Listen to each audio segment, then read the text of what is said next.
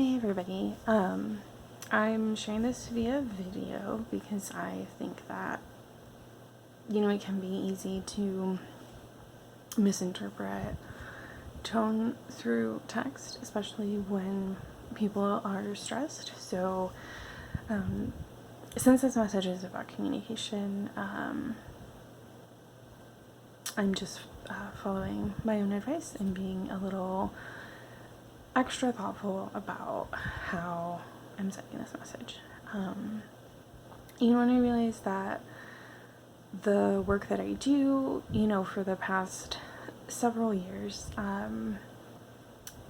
especially, related to work, I've been in a position where I'm surrounded by groups of people where predominantly the majority of the work that we're doing is creating best practices regarding communication and really being thoughtful and intentional about what is the way that I can send this message such that there is the least amount of possibility that it will be misinterpreted. And of course, we can never guarantee that, but just really, again, being, thoughtful and intentional and proactive in thinking through, the ways that people might respond to find the phrasing or the wording that will really allow the message that I'm trying to send to be communicated most clearly. And I know a lot of people probably aren't in those spaces and aren't having those conversations. But the people who are having them, have developed a way to discern, what is healthy communication and what is not. And I know, and I've done this. So, I'm not trying to say, never do it, but I know that millennials and, Gen Z, we love hyperbole. And we love, being extra and, sharing these really over the top memes that have, very little to no nuance or over exaggerate the situation as, a shorthand for, trying to communicate how intense some of the things that we're going through, and have had to go through are, and as a way to kind of process emotions around that. However, in this moment, our society is undergoing multiple collective traumas simultaneously. And as a drama therapist, understanding how the human nervous system works and, when people are in fight, flight, freeze mode, certain parts of the prefrontal cortex shut down, because if you are in a situation where you are having to fight for your life, our brains assume that, the time for discussion has passed, right? And so, we're kind of in this position where our nervous system, might be activated in a way, but we're stuck at home, sitting around, like the opposite of what our bodies want to be doing. And then the way that we're communicating with people is through social media, which is text-based. And again, all of that nuance of nonverbal communication, and all of the cues that we might get from gestures or tone or facial expressions, like all of that is gone. And so it is so easy for people to read, through something and filter it from where they are. And communications 101, kind of like the very first thing that you learn, if you study anything in communications, is that the message that you send is not what is most important. It's the message that is received. And I think that in social justice circles, this kind of gets translated as intention is not impact.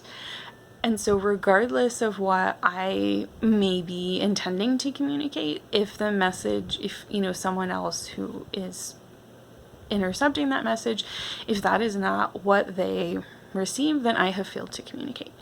And I think that is something that not everybody seems to understand. Because I think, when miscommunication happens, people tend to place the blame on the person who didn't understand and say, well, you should have understood what I was saying. But miscommunication is actually, it's on the person who's communicating, because, regardless of what you intended, that is not the message that was received. And of course, communication is a two-way street, but I just see a lot of people who are not taking responsibility for what they're trying to communicate. And so I think, just like, if your intention, especially on Facebook, right, we're like, of course, we're not all best friends with everybody that's on our Facebook, but just the idea that, like, this is your friends, these are the people that you care about, that you're trying to communicate. So, like, if you have resistance to just, taking an extra moment to be a little more thoughtful, to be a little more clear, to add a little more nuance, because that people are kind of in this all or nothing, black and white thinking space, and, stress and tensions are running high, and it's so easy for miscommunication to happen. And so, if you are trying to communicate, it is in your best interests that people receive the message that you're trying to send. So I would just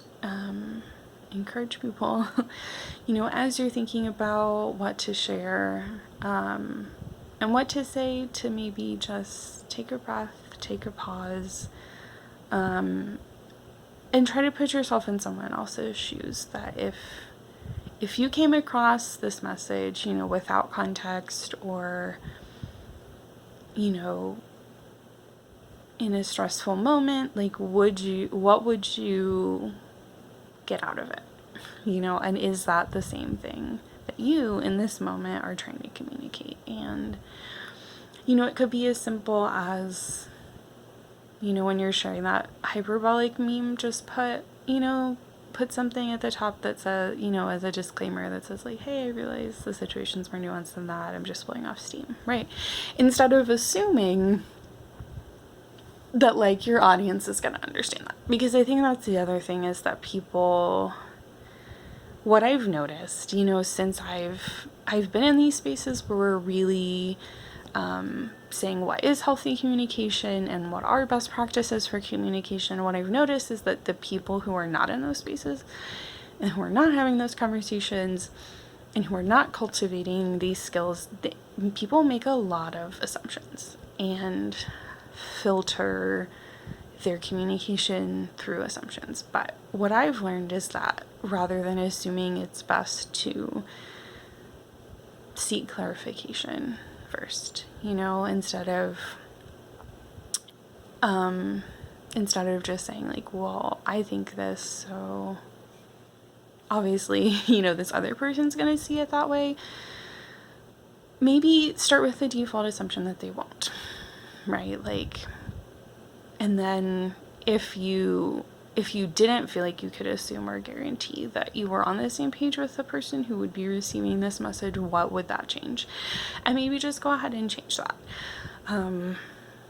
so that, we can be a little more kind and a little more gracious and help each other co-regulate our collective nervous systems, instead of creating a situation where, we are going more and more and deeper into our fight or flight responses because, you know, the truth is people are in quarantine, people are social distancing, and right now social media may be the only outlet that they have to connect. So how can we make social media more safe and, you know, a little more kind and help each other, and just try to be a little more thoughtful and intentional about the ways that we're communicating, so that there's a